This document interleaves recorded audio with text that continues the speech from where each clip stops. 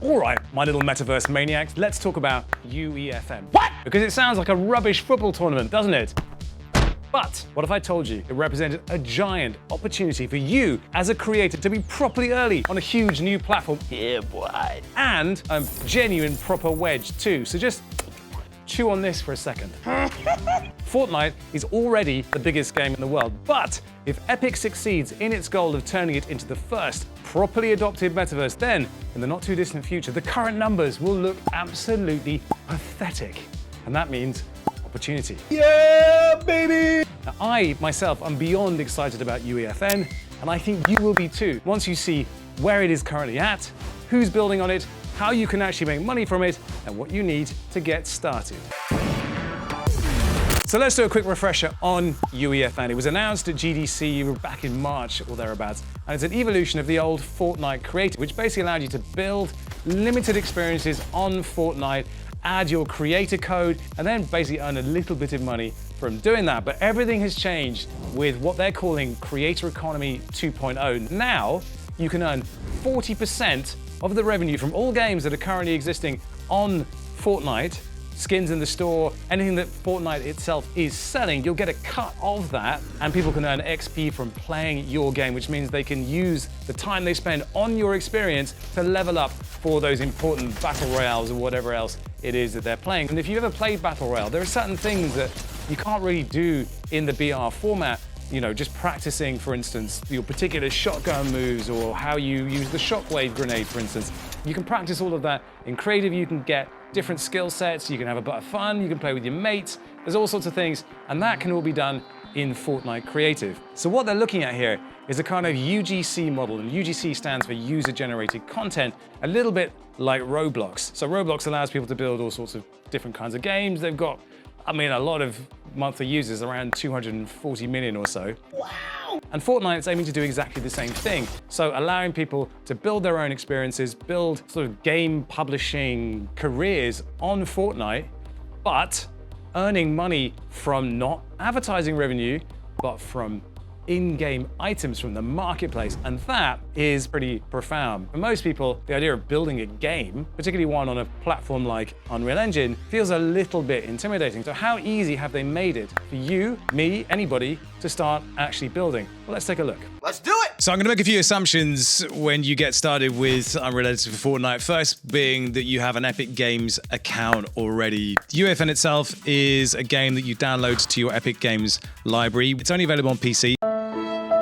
I would advise Windows 10. Windows 11 does some weird stuff, as we've been discovering. You're going to need at least 8 gigabytes of RAM. And if you have a pretty decent graphics card, you should be fine. But obviously, the better the graphics card, the better it will be for your overall experience. So all you need to do is download and install the Epic Games launcher. That'll give you this thing here and get started. And probably the best way to do it is to look at one of the sample projects, all sorts of different types of islands here. And you could just load one of those up and start to build your own experience on that with the terrain already mapped out. So what we're going to do now for this demo is we're going to load up this verse parkour project. So here it is. Here is this tiny little parkour where you scooch around and you get batteries, and you have to collect all the batteries in the time available. There's a little clock here. So in here you can have a look at the demo content that's in this actual scene itself. These are some of the textures. We have a fog plane, we've got a decal puddle, and we also have the generic Fortnite assets that we might want to work with as well. Oh, so many weapons.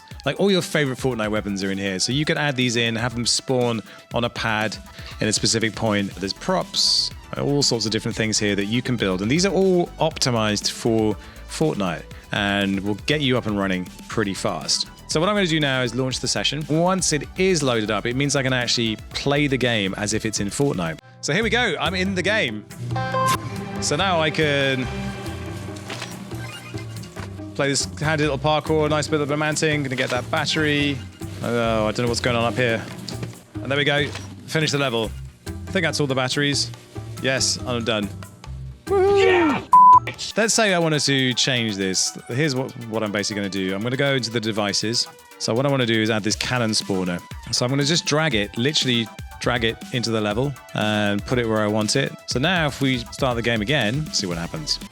I can put it where I need it, and I can actually get into the cannon and fire myself. Boom. And I'm dead. Suicide.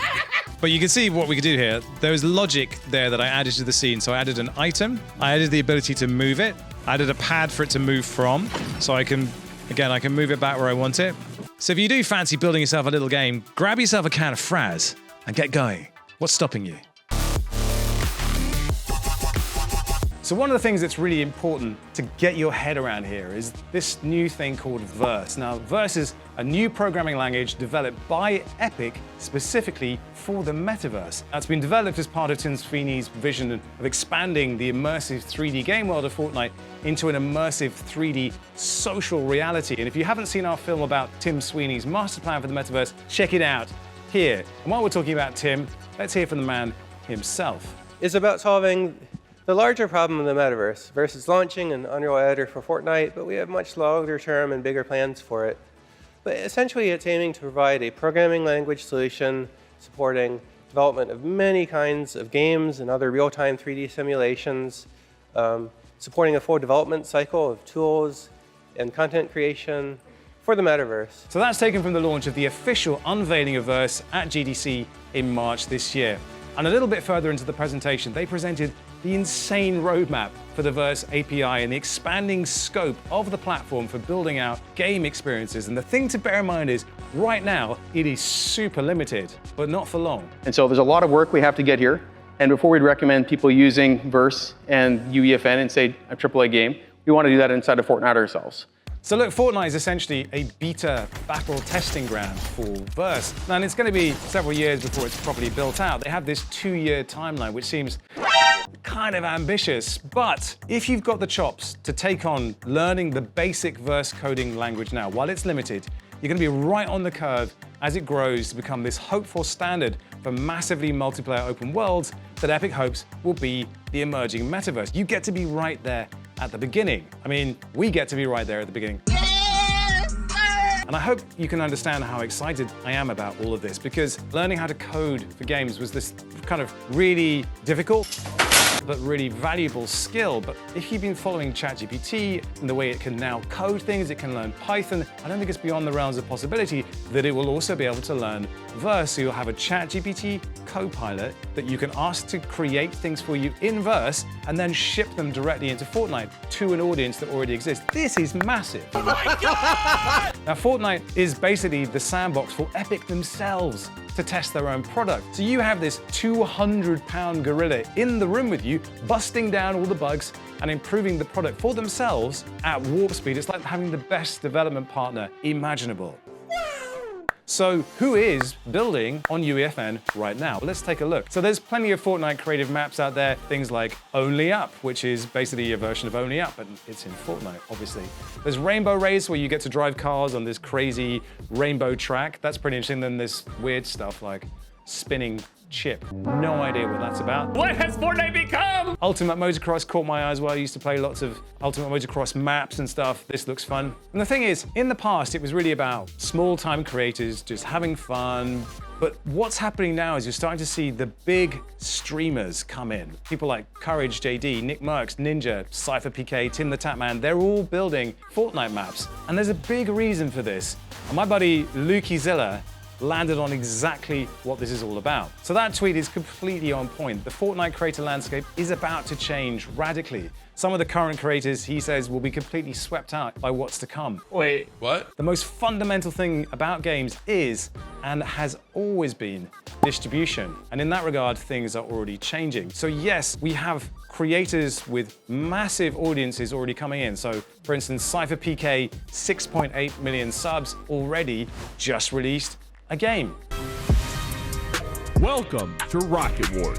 So what's interesting about this game, you've got the ability to win rare and ultra rare win screens, but I don't think it's that amazing of a game. But what is amazing is the fact that he has this huge audience he can bring directly to Fortnite. And this is all in the service of engagement.